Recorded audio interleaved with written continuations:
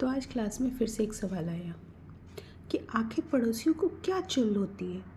क्यों पीछे पड़े रहते हैं हम टीनेजर्स के। हम किसी से बात करें, कहीं आए जाएं, कोई हमारे घर आए, हमारे पड़ोस वाली आंटी, वो सामने वाली चाची, वो पड़ोस वाली ताई, वो नेबर्स हमें क्यों पीछे पड़े रहते हैं।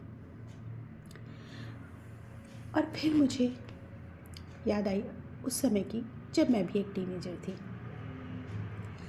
मैं अकेली थी जो कॉन्वेंट स्कूल में पढ़ती थी। मेरे आस पड़ोस की सभी लड़कियां गर्ल्स कॉलेज में, गर्ल्स स्कूल में पढ़ा करती थी। सिर्फ एक ही और लड़की थी जो सेंट्रल स्कूल कोएड में पढ़ती थी। अब जैसे जैसे हम बड़े होने शुरू हुए तो हमारे दोस्तों का आना जाना भी शुरू हो गया, और ऐसे में हमारे पड़ोसियों की निगाहें और भी कड़क हो गई। मुझे आज भी याद है, उस ज़माने में फ़ोन नहीं हुआ करते थे घर में, तो कोई भी कभी भी साइकिल घुमाते हुए चला आता था। थोड़े बड़े हुए तो बाइक पे भी आने लगे, और हमारे आस पड़ोस के लोगों को इतनी फ़िक्र रहती थी कि वो आते जाते पूछते रहते थे। अगर मेरे घर के बाहर बाइक आके खड़ी हो जाए तो हमारी पड़ोस वाली अम्मा जी आके पूछती थी, बेटा कोई ज़रूरत तो नहीं है। बड़ा गुस्सा आता था। यही चुल हमें भी होती थी। लेकिन कभी सोचा है, आज जब मुड़ के देखती हूँ उस समय को, तो लगता है वो समय कितना अच्छा था। हम भले ही नाराज़ होते थे, परेशान होते थे, अपने माँ बाप से शिकायतें भी करते थे, लेकिन उस ज़माने में लोगों को एक दूसरे की फ़िक्र थी। बच्चे सबके साझे थे। कोई भी किसी को भी डांट लेता था। हम अपने माँ बाप से पड़ोसियों की शिकायत नहीं करते थे, पड़ोसी हमारी शिकायत करते थे। लेकिन वक्त के साथ ये चीज़ें ख़त्म हो गई। आज अगर हमारे टीनेज बच्चे कहीं कुछ ऐसा करते हुए पाए जाते हैं जो हमारे पड़ोसियों को शायद बुरा लगता है, क्योंकि उन्होंने देखा होता है, और जब वो शिकायत लेके हमारे पास आते हैं तो मैंने देखा है आजकल अक्सर माँ बाप ही खड़े हो जाते हैं। हमें पता है, हमें अपने बच्चे पे ट्रस्ट है, हमें मालूम है हमारा बच्चा क्या करे, हमें मालूम है हमारे बच्चे के दोस्त हैं वो। कोई बुराई नहीं है बच्चों पे ट्रस्ट करने में, मेरे भी पेरेंट्स ने किया था।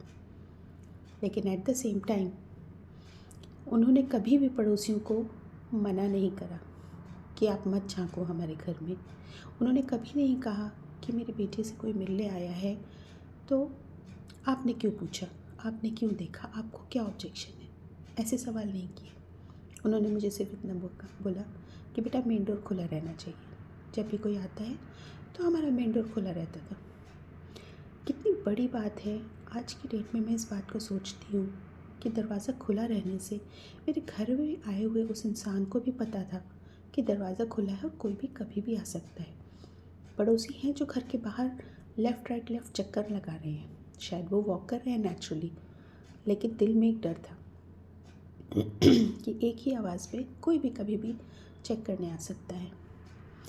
आज हमारे बच्चों के साथ क्या हो रहा है, जब इस तरह से माँ बाप अपने ही बच्चों की तरफदारी करते हैं तो आपके पड़ोसी आपके बच्चों को देखना छोड़ देते हैं। जब आप अपने काम से बाहर गए हुए होते हैं, और स्पेशली अगर आप वर्किंग पेरेंट्स हैं, तो पीछे कई बार कोई नहीं होता। बच्चों को पता है इस टाइम मम्मी पापा नहीं आएंगे, उनके दोस्त उनके घर आते हैं। अपने घर में बैठ के बच्चे क्या क्या करते हैं। Teenage is a time for experiments.